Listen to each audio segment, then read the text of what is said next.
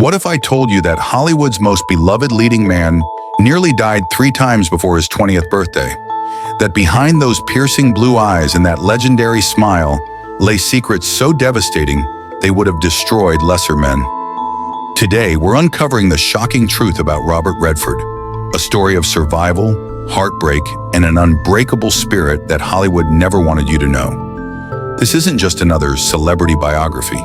This is the raw, unfiltered journey of a man who stared death in the face as a child, lost everything that mattered before he was famous, and somehow transformed his deepest pain into cinematic gold. Buckle up, because what you're about to discover will change how you see this icon forever. The brush with death that changed everything. An 11-year-old boy confined to his bed, unable to move, watching through his window as other children play outside. This wasn't just any illness. This was polio, the disease that paralyzed Franklin D. Roosevelt and terrorized an entire generation of parents. Robert Redford's battle with polio wasn't just a childhood illness. It was a death sentence that somehow got overturned. While thousands of children were being placed in iron lungs, fighting for every breath, young Robert lay motionless for weeks, his family preparing for the worst. But here's what's truly remarkable. Instead of breaking him, this near-death experience awakened something extraordinary within him. During those endless days of recovery, his mother made a decision that would shape the future Hollywood legend. She took him to Yosemite National Park. Standing before those towering cliffs and thundering waterfalls, something clicked. The boy who almost didn't survive discovered his life's passion, the raw, untamed beauty of nature. This moment didn't just inspire his later environmental activism, it saved his soul when everything else fell apart. The tragedy that nearly destroyed him. Just as Robert was finding his footing in the world, fate delivered a crushing blow that would have shattered most teenagers.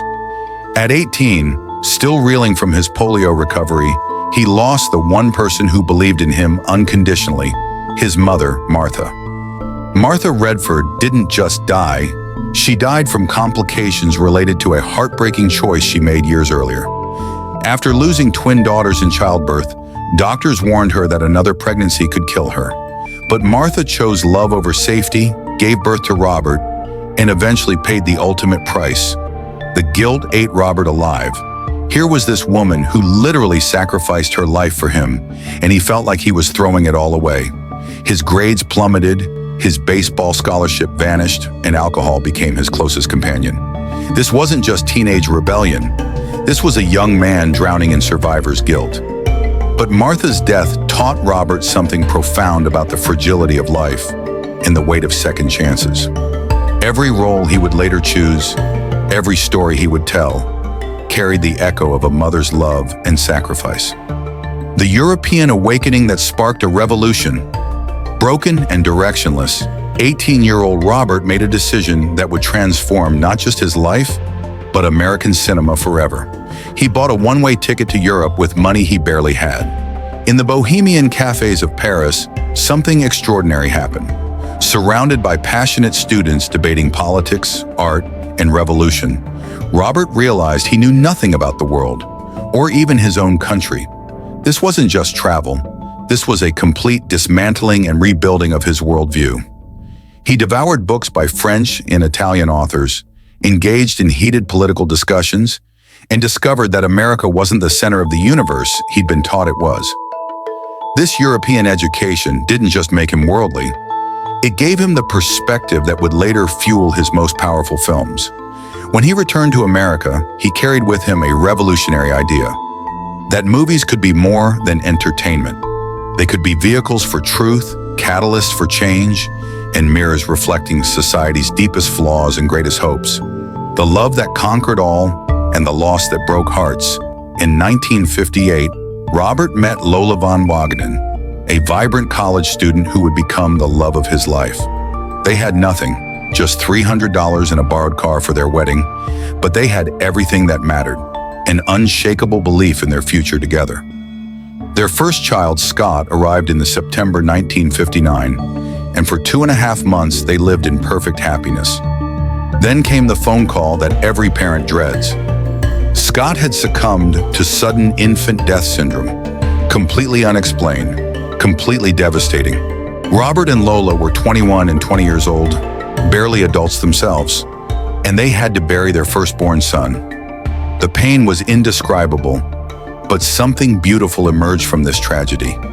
Instead of letting it destroy their marriage, they chose to honor Scott's memory by creating more love, more life, more hope. They went on to have 3 more children, Shauna, James, and Amy, but Scott's memory lived in everything they did. This wasn't just a family recovering from loss. This was a family transformed by it, stronger and more grateful for every moment they had together. The political awakening of a reluctant warrior. Robert Redford never wanted to be political. Growing up watching Richard Nixon's rise in Los Angeles, he found politics boring and soulless. But sometimes history chooses you, whether you're ready or not. The moment that changed everything came during the Trump presidency in 2018. For the first time in his life, Redford publicly admitted he felt like a stranger in his own country. This wasn't partisan politics. This was a man watching the values he'd spent a lifetime defending being systematically dismantled. In 2019, he made a rare public statement that sent shockwaves through Hollywood. He declared that American democracy itself was under threat, not from foreign enemies, but from within. Freedom of speech, freedom of the press, the rule of law. Everything he'd celebrated in films like All the President's Men was being attacked. By 2020, the man who had spent decades avoiding political endorsements did something unprecedented. He publicly endorsed Joe Biden, comparing the moment to the leadership of Franklin D. Roosevelt during World War II. This wasn't about politics. This was about preserving the soul of America. The final act, when tragedy struck again. Just as Robert was entering what should have been a peaceful chapter of his life, tragedy struck with devastating force. In 2020, his son James, the filmmaker and activist who had survived multiple liver transplants, lost his battle with cancer at just 58 years old.